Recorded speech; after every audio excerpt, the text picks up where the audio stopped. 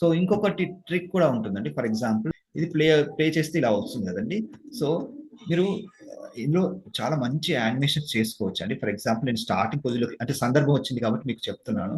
ఆ టాపిక్ మళ్ళీ తర్వాత మనం డిస్కస్ చేయొచ్చు, కానీ ఇప్పుడే చెప్పేస్తాను. కీ ఫ్రేమ్ యానిమేషన్ ఉంటుందండి. అందులో ఏంటంటే మీరు చాలా ఈజీగా మంచి మంచి యానిమేషన్ చేసుకోవచ్చు. జస్ట్ ఒకసారి డబుల్ క్లిక్ చేసిన తర్వాత ఇక్కడ ఈ విండో వస్తుంది. ఎవరికైనా కూడా నా స్క్రీన్లో కనిపించినట్లుగా మీకు కనిపించకుంటే ఏం చేయండి అంటే, నేను అంతకుముందు చెప్పాను ఇక్కడ లేఅవుట్ మోడ్లో క్లాసిక్ మోడ్ పెట్టుకోండి. నేను క్లాసిక్ మోడ్ వాడుతున్నాను. ఓకే, క్లాసిక్ మోడ్ పెట్టుకుంటే మీకు కూడా నాకు స్క్రీన్లో ఎలా కనిపిస్తుంది అంటే నా స్క్రీన్లో ఈ ఎఫెక్ట్స్ ఏ ప్లేస్లో అయితే కనిపిస్తుందో అదే ప్లేస్లో మీకు కనిపిస్తుంది. లేదంటే సైడ్కి వచ్చే అవకాశం ఉంటుంది, అప్పుడు కన్ఫ్యూజ్ అయిపోతారు కొంచెం.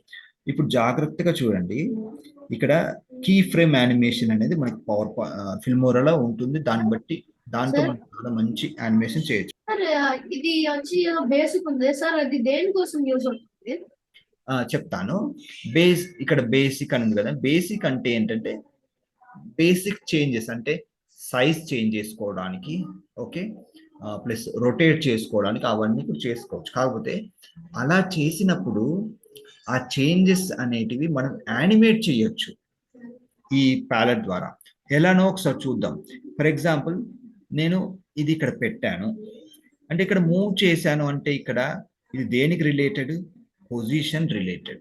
ఓకే, సో ఇక్కడ పొజిషన్ ఉంది కదా, పొజిషన్ రిలేటెడ్. ఇక్కడ ఒకటి కీ ఫ్రేమ్ యాడ్ చేసుకుందాం. నేను ఇక్కడ ఒక కీ ఫ్రేమ్ యాడ్ చేసుకుందాం. తర్వాత ప్లే హెడ్ ఎక్కడ ఉంది? స్టార్టింగ్ పొజిషన్లో ఉంది. కొన్ని ఫ్రేమ్స్ తర్వాత ఫర్ ఎగ్జాంపుల్ మేబీ 5 సెకండ్స్ అనుకోండి. ఇక్కడికి వచ్చాక నేను ఏం చేస్తానంటే దీన్ని కొద్దిగా ఇటువైపు మూవ్ చేస్తాను. ఓకే, ఇటువైపు మూవ్ చేస్తాను. చేసినప్పుడు అక్కడ ఒక కీ ఫ్రేమ్ యాడ్ అయిపోయింది, చూసారా?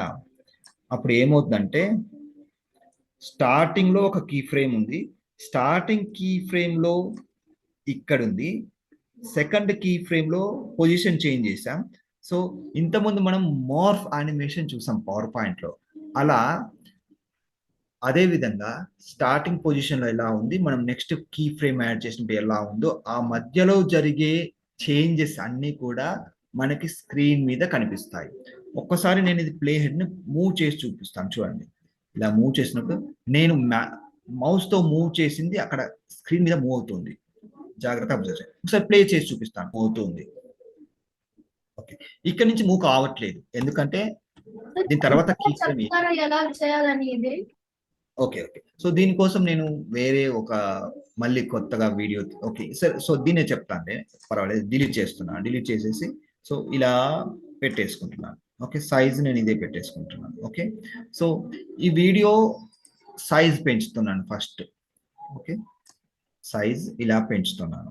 పెంచాక వీడియో ఇక్కడ ఉంది కదా, నాకు ఈ రైట్ సైడ్ సీన్ అనేది డైరెక్ట్ గా ఆన్ చేసినప్పుడు, వీడియో ఆన్ చేసినప్పుడు కాకుండా ఇక్కడి నుంచి ఇక్కడికి మూవ్ అవుతూ కనబడాలి. అటువంటిప్పుడు ఏం చేయాలంటే ఇక్కడ డబుల్ క్లిక్ చేయాలి. అందరూ జాగ్రత్తగా వినండి, very important topic. Double click చేయాలి. చేసిన తర్వాత మీకు ఇలా వస్తుంది. ఈ బేసిక్ దాంట్లో పొజిషన్ అని ఉంటుంది. పొజిషన్ లో ఎక్స్ అంటే అడ్డంగా మూవ్ చేయడం, వై అంటే నిలువుగా మూవ్ చేయడం. ఓకే, సో ఇప్పుడు నేను అడ్డంగా మూవ్ చేయబోతున్నాను. మూవ్ చేసే ముందు ఒకసారి ఒక కీ ఫ్రేమ్ యాడ్ చేసుకోవాలి. ఇది జాగ్రత్తగా గుర్తుపెట్టుకోండి, కీ ఫ్రేమ్ యాడ్ చేసుకోవాలి. స్టార్టింగ్ పొజిషన్ లో అంటే ఎక్కడి నుంచి స్టార్టింగ్ చేయాలి ఆ మూవ్మెంట్ అనేది, ఆ పొజిషన్ లో మీరు కీ ఫ్రేమ్ యాడ్ చేసుకున్న తర్వాత మీరు ఎక్కడైతే నెక్స్ట్ పాయింట్ డిసైడ్ చేస్తారో మూవ్ చేయడానికి అక్కడికి వెళ్ళిపోయి మూవ్ చేసేసుకోండి ఇలా. ఇప్పుడు మూవ్ చేసినప్పుడు ఆటోమేటిక్గా ఇక్కడ డైమండ్ అంటే కీ ఫ్రేమ్ లేదు, ఇప్పుడు యాడ్ అయిపోయింది. సో ఈ మధ్యలో జరిగే చేంజెస్ అనేది మనకు యానిమేషన్ రూపంలో కనిపిస్తాయి. ఒకసారి ప్లే నొక్కుతున్నాను చూడండి ఇలా. సో ఇక్కడికి వచ్చాక మళ్ళీ మూవ్ కాదు, ఎందుకంటే నెక్స్ట్ యానిమేషన్ పాయింట్ లేదు. యాడ్ కావాలంటే మళ్ళీ ఒకసారి ఇక్కడికి వచ్చి మళ్ళీ ఒకసారి మూవ్ చేయండి. ఇప్పుడు ఇటువైపు. ఓకే, సో మళ్ళీ ఇక్కడ డైమండ్ అది కీ ఫ్రేమ్ అనేది యాడ్ అయిపోయింది. ఇక్కడ నుంచి ఇక్కడ ప్లే చేసినప్పుడు అలా మూవ్ అవుతుంటుంది. మళ్ళీ ఎప్పుడైతే ఇక్కడికి వచ్చిందో ఆ మూవ్మెంట్ అనేది ఆగిపోతుంది. మళ్ళీ ఒకవేళ మనకు రివర్స్ కావాలనుకుంటే మళ్ళీ కొన్ని సెకండ్స్ తర్వాత మళ్ళీ మూవ్ చేసుకోండి, ఇలా మూవ్ చేసుకోండి. ఇలా మూవ్ చేస్తే మళ్ళీ ఇక్కడ ఏమవుతుంది, రివర్స్ యానిమేషన్ వస్తుంది. పొజిషన్ అనేది ఒక యానిమేషన్ రూపంలో మనకు కనిపిస్తుంది. సో ఇక్కడ నుంచి యానిమేట్ కావట్లేదు. సో మళ్ళీ ఇక్కడికి వెళ్ళిపోయి, అంటే ఎగ్జాంపుల్స్ మీకు అర్థం కావడానికి ఇలా చేసి చూపిస్తున్నాను. తర్వాత మీరు రియల్ ప్రాజెక్ట్ చేసినప్పుడు మీరు యూజ్ చేస్తారు. ఇది ఎప్పుడైనా మీకు అది పోతే, ఆప్షన్స్ పోతే డబుల్ క్లిక్ చేయండి, మళ్ళీ వస్తాయి. ఇక్కడ పెట్టేసుకొని మళ్ళీ ఒకసారి ఇలా మూవ్ చేసుకోండి. సో అలా మీరు యానిమేషన్ ఇచ్చుకుంటూ వెళ్ళండి. ఇది బేసిక్ యానిమేషన్. మీకు అన్ని ఒకసారి చెప్తే అర్థం కావని ఓన్లీ మూవ్మెంట్ రిలేటెడ్ చెప్పాను. మనం ఏమి చేంజెస్ చేస్తే ఆ చేంజెస్ అన్ని కూడా యానిమేషన్ లో రిఫ్లెక్ట్ అవుతాయి. ఒకవేళ సైజ్ చిన్నగా పెట్టి ఒక కీ ఫ్రేమ్ లో నెక్స్ట్ కీ ఫ్రేమ్ లో సైజ్ పెంచితే అది పెద్దగా కూడా అవుతుంది. అలా అది మనం నెక్స్ట్ క్లాస్ లో చూద్దాం, నెక్స్ట్ తర్వాత సందర్భం చూద్దాం. సో ఇక్కడ కీ ఫ్రేమ్ యాడ్ అయిందా, మూవ్ చేశాను, ఓకే యాడ్ అయిపోయింది. ఓకే, సో ఇలా మనకి ఒకసారి ఫుల్ స్క్రీన్ లో ప్లే చేసి చూద్దాం. సో ఇలా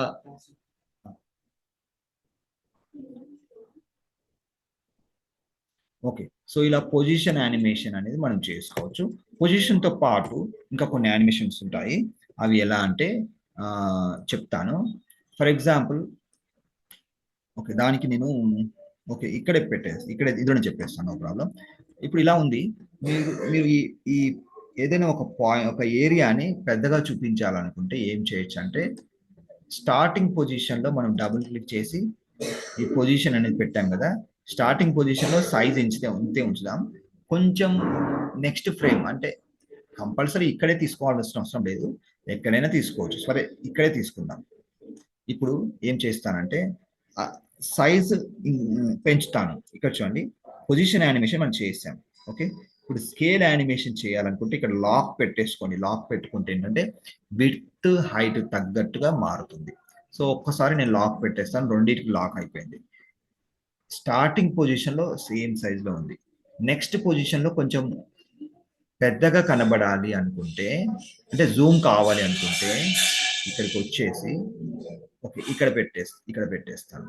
ఇక్కడ నేనేం చేస్తానంటే సైజ్ పెంచుతాను. సైజ్ ఎలా పెంచాలి, నేను ఇక్కడ కార్నర్ నుంచి పెంచుకోవచ్చు. కార్నర్ నుంచి నాకు కొంచెం కష్టం, ఎందుకంటే నేను పైకి మౌస్ తీసుకెళ్ళలేను. కాబట్టి ఇక్కడ నాకు కొన్ని ఆప్షన్స్ ఉంటాయి. చూడండి ఇక్కడ ఇలా అంటే సైజ్ పెరుగుతూ ఉంటుంది. ఓకే, సో ఇప్పుడు స్టార్టింగ్ పొజిషన్ లో ఇలా ఉంది, సైజ్ పెరుగుతుంది కదా, చూడండి సైజ్ పెరుగుతూ ఉంది, జూమ్ ఇన్ అవుతుంది. సో ఇలా సైజ్ పెంచుకోవచ్చు.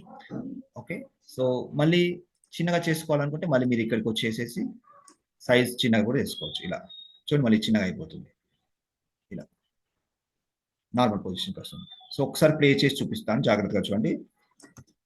సైజ్ పెరుగుతుంది ఇప్పుడు, అంటే జూమ్ ఇన్ అవుతుంది.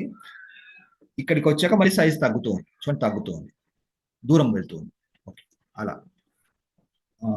అలా చాలా మంచి యానిమేషన్స్ చేసుకోవచ్చు. ఒకసారి నెక్స్ట్ టాపిక్ వెళ్ళే ముందు ఏమైనా డౌట్స్ ఉంటే అడగండి, నేను ఇంకొక ఎగ్జాంపుల్తో ఎక్స్ప్లెయిన్ చేస్తాను ఒకవేళ మీకు డౌట్ ఉంటుంది. లేదంటే మీరు ప్రాక్టీస్ చేసినప్పుడు మీకు ఈజీగా అర్థమైపోతుంది. ఇదేంటంటే కీ ఫ్రేమ్ యానిమేషన్ అంటారు దీన్ని. Okay sir. So next topic వెళ్ళిపోదాం మనం, దీని గురించి మళ్ళీ తర్వాత డిస్కస్ చేద్దాం.